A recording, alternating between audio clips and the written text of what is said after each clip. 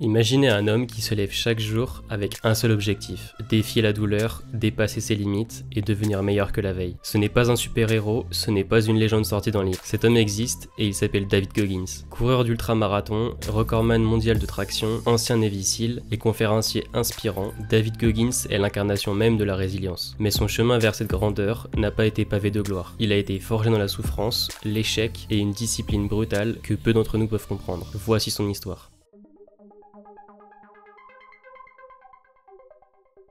David Goggins naît le 17 février 1975 dans une maison modeste de Buffalo, dans l'état de New York. Son père, Trenice Goggins, dirige une patinoire et un bar. À l'extérieur, tout semble parfait. Une entreprise prospère, une famille en apparence normale. Mais à l'intérieur de leur maison, c'est un tout autre tableau. Trenice Goggins était un tyran. Pour lui, David n'était pas un enfant, mais une main-d'œuvre gratuite. Imaginez un garçon de 6 ans polissant à la glace d'une patinoire jusqu'à minuit, ses petites mains tremblantes de fatigue alors qu'il doit se lever pour aller à l'école le lendemain matin. Imaginez les coups brutaux pour la moindre erreur, les regards désespérés de sa mère, incapable de le protéger. Un soir, David s'endormit au travail, assis dans un coin de la patinoire. Son père le trouva, furieux. « Tu ne dormiras que lorsque je te l'aurai dit », hurla-t-il en le frappant. Ce fut la première leçon de David. La vie n'aura aucune pitié. À l'âge de 8 ans, la mère de David trouva enfin la force de fuir avec ses enfants. Ils quittèrent Buffalo et s'installèrent à Brazil, dans l'Indiana. Mais leur nouvelle vie n'était pas le refuge espéré. À Brazil, David découvre une autre facette de la cruauté humaine, le racisme. Il était l'un des rares Afro-Américains dans une petite ville conservatrice. À l'école, il était constamment harcelé. Un jour, il trouva son cahier d'école couvert d'insultes racistes et de dessins obscènes. Cette humiliation publique le marqua profondément. David se réfugia dans la nourriture pour combler le vide. À 16 ans, il pesait 135 kilos. Chaque jour, il voyait son reflet dans le miroir et se détestait un peu plus. Il était convaincu qu'il n'avait aucune valeur, qu'il n'était rien.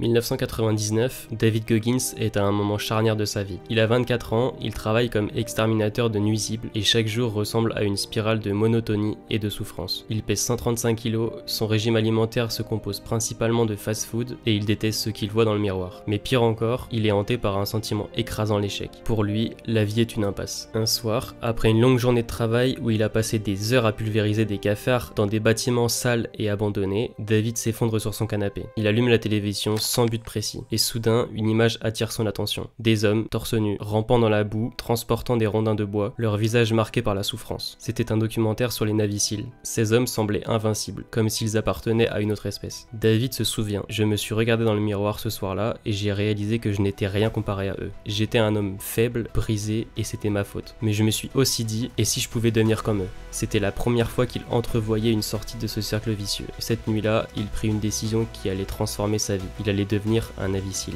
Pour devenir SEAL, il fallait passer un test physique impitoyable. Des tractions, des pompes, des courses et des tests de natation exigeants. Mais David avait un obstacle majeur, son poids. À 135 kg, il était loin des standards physiques requis. Un recruteur lui donna un ultimatum brutal.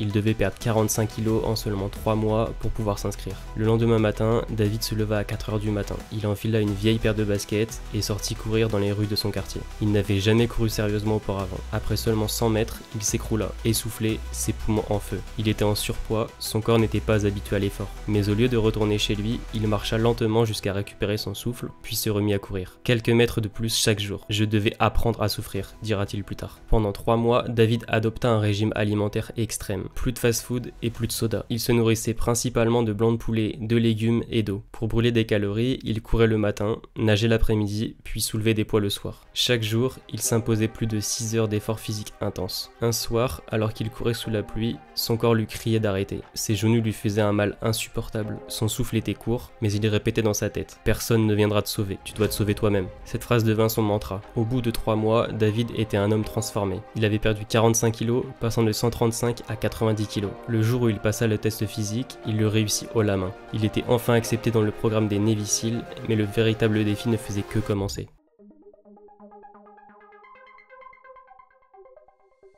La formation des Navy SEAL est l'une des plus dures au monde, mais au sein même de cette formation, il existe une épreuve légendaire, la Hell Week. Pendant 5 jours, les candidats sont privés de sommeil, soumis à des tests physiques et mentaux extrêmes, et forcés de travailler en équipe sous une pression constante. Ceux qui échouent sont immédiatement éliminés. David Goggins, lui, allait vivre cette épreuve 3 fois. Lors de sa première Hell Week, David démarra avec une motivation féroce, mais dès les premiers jours, son corps montra des signes de faiblesse. Les courses dans le sable et les longues heures passées dans l'eau glacée lui causèrent des fractures de stress aux jambes. Chaque pas était une torture, mais il refusa de se plaindre. Il continua jusqu'à ce que ses instructeurs lui ordonnent d'arrêter. « Tu vas te casser en morceaux si tu continues », lui dirent-ils. David se souvient du moment où il dut quitter le programme. « Je suis rentré chez moi, je me suis assis sur mon canapé et j'ai pleuré. Pas parce que j'avais échoué, mais parce que je savais que je reviendrais. Et cette fois, rien ne m'arrêterait. » Lors de sa deuxième tentative, David était prêt physiquement, mais cette fois, ce fut une pneumonie sévère qui le terrassa. Pendant plusieurs jours, il essaya de continuer malgré une fièvre et une toux incessante. Mais à un moment, son corps lâcha complètement.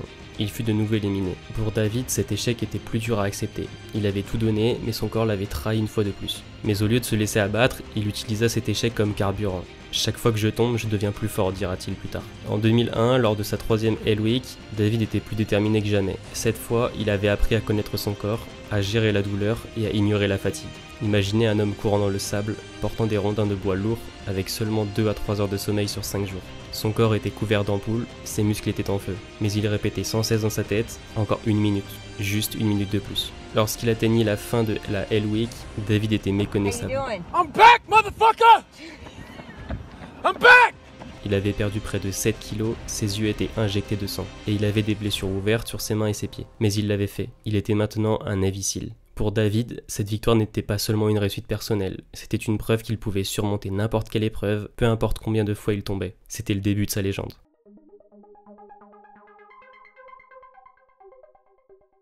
Après avoir surmonté 3 Hell Weeks et obtenu son trident, l'insigne des Navy SEAL, David Goggins est assigné au SEAL Team 5, basé à Coronado, en Californie. Le SEAL Team 5 est une unité spécialisée dans les missions de guerre non conventionnelles, d'assaut direct et de reconnaissance spéciale, souvent déployée dans des environnements côtiers et désertiques. Pour David, intégrer cette unité signifiait entrer dans une communauté d'élite, mais cela n'était pas une fin en soi. Être un Navy SEAL signifiait vivre selon des standards rigoureux, entraînement quotidien, une discipline sans relâche pour maintenir une condition physique et mentale optimale.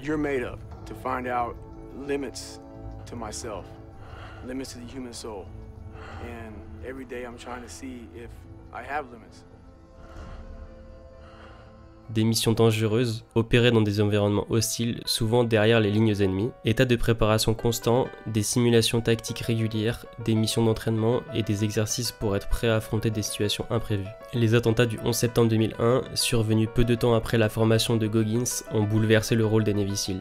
Les États-Unis ont lancé une campagne mondiale contre le terrorisme et les SEALs étaient souvent en première ligne dans les opérations secrètes, notamment en Afghanistan et en Irak. Bien que Goggins ne parle que très rarement de ses missions spécifiques, il a mentionné certains aspects de ses expériences. David Goggins a été déployé dans des zones désertiques où les températures montaient jusqu'à 50 degrés le jour et chutaient dangereusement la nuit. Ces environnements hostiles exigeaient une endurance mentale et physique hors du commun. Goggins a raconté que ses expériences sur le terrain lui ont enseigné à surmonter la peur face au danger imminent. Chaque mission était une danse entre la vie et la mort, nécessitant un sang-froid inébranlable. En tant que Navy SEAL, Goggins a été formé pour fonctionner dans des situations de stress extrême. Privation de sommeil, lors des missions longues, il était fréquent de ne dormir que quelques heures, voire pas du tout, pendant plusieurs jours. Porter du matériel lourd pendant des heures, gravir des montagnes ou nager sur de longues distances faisait partie du quotidien. Chaque tâche était conçue pour briser le moral, mais pour Goggins, ces épreuves étaient des occasions de renforcer sa capacité à ignorer la douleur et à se concentrer sur l'objectif. Malgré son image de loup solitaire, aujourd'hui, Goggins a appris l'importance de la fraternité dans les SEALs. Je ne pouvais pas échouer parce que si je tombais, mes frères pouvaient mourir. Chaque décision que je prenais n'était pas seulement pour moi, mais pour eux. Cette responsabilité partagée la poussait à devenir encore plus résilient et à donner 110% dans chaque mission. La carrière militaire de Goggins a été marquée par de nombreuses blessures, fractures de stress, en raison des charges lourdes qu'il portait et des longues marches forcées. Ses jambes ont souvent souffert de microfractures. Les missions prolongées, combinées à des entraînements incessants, ont soumis son corps à des limites extrêmes. Comme beaucoup de militaires déployés dans des zones de guerre, il a été confronté à la perte de camarades, à la violence et au stress post-traumatique. Malgré ses blessures, Goggins a refusé d'abandonner.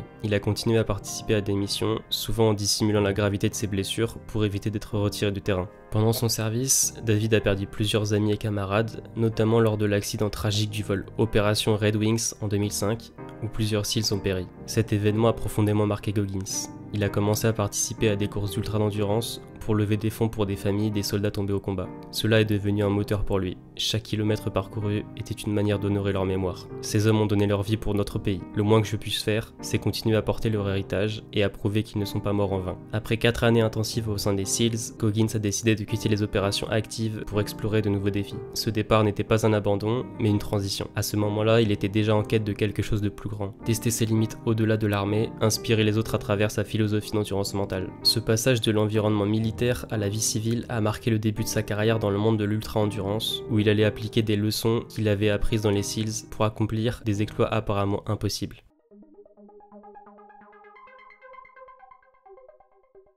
David Goggins n'a jamais fait les choses à moitié. Après avoir quitté les Navy SEALs, il aurait pu se contenter d'un entraînement classique. Mais non, David avait une nouvelle mission, devenir l'un des athlètes d'endurance les plus incroyables de tous les temps. Ce n'était pas une quête pour la gloire, mais une quête pour tester les limites du corps humain et prouver que l'esprit peut surmonter n'importe quel obstacle. Tout commence avec une course qui n'aurait jamais dû être possible. En 2005, David Goggins décide de participer au San Diego One Day, une épreuve de 161 km où les participants doivent courir autant de kilomètres que possible en 24 heures sur une boucle de piste. David n'était pas préparé. Imaginez, il pesait encore 100 kg à l'époque et n'avait encore jamais couru plus de 20 km d'une traite. Il s'inscrit à la dernière minute, simplement pour honorer la mémoire de ses camarades SEALs tombés au combat. La course commence. Pendant les 50 premiers kilomètres, il se débrouille plutôt bien, mais très vite, son corps le trahit. Des ampoules gigantesques couvrent ses pieds, la plante de ses pieds commence à saigner et il perd l'usage de ses reins après 100 km. Malgré la douleur, David refuse d'abandonner. À la fin, il marche, presque rampant, pour atteindre les 161 km. Quand il termine, il est dans un état critique, assis dans une flaque de ses propres urines, mais il a survécu. Cette course, dit-il,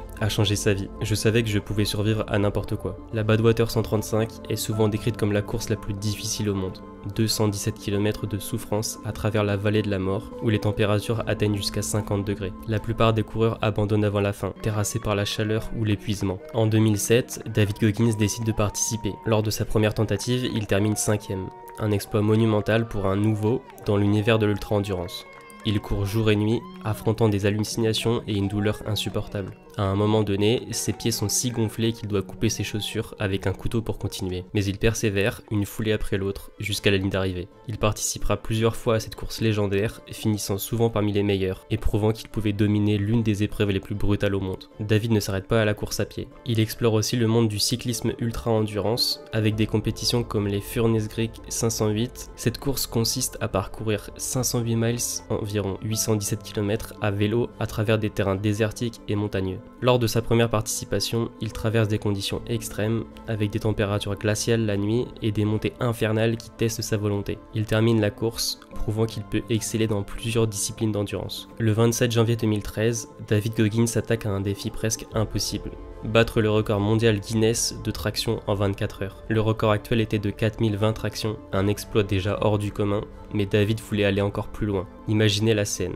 David est suspendu à une barre de traction, entouré de témoins officiels. Il commence fort, réalisant 1500 tractions en seulement quelques heures. Mais très vite, son corps commence à céder. Ses mains se couvrent d'ampoules et de plaies ouvertes. Le sang coule sur ses poignets, mais il continue. Il serre les dents, répétant son mantra. « Tu n'arrêtes pas quand tu es fatigué, tu t'arrêtes quand tu as terminé ». Après des heures d'efforts acharnés, il réalise 4030 tractions en 17 heures, établissant un nouveau record mondial. Ce record, cependant, n'a pas été facile. Il a échoué 2 fois auparavant, mais il a continué à s'entraîner, perfectionnant sa technique et renforçant sa volonté. Lorsqu'on lui demande pourquoi il a persisté, il répond simplement « parce que je voulais prouver que je pouvais endurer ». La Moab 240 est une course de 386 km à travers l'Utah. Ce n'est pas seulement une question de distance, les coureurs affrontent des montagnes, des déserts, des forêts et doivent parfois naviguer seuls pendant des heures. En 2019, Goggins participe à cette course monstrueuse. Après 240 km, la plupart des coureurs sont épuisés, certains abandonnent. Mais David refuse de ralentir. À un moment donné, il perd ses ongles d'orteil à cause de la pression constante. Il continue malgré des crampes sévères et des hallucinations dues à la privation de sommeil. À l'arrivée, David ne s'arrête pas immédiatement. Lorsqu'on lui demande comment il a fait, il répond « Je ne cours pas avec mes jambes, je cours avec mon esprit ».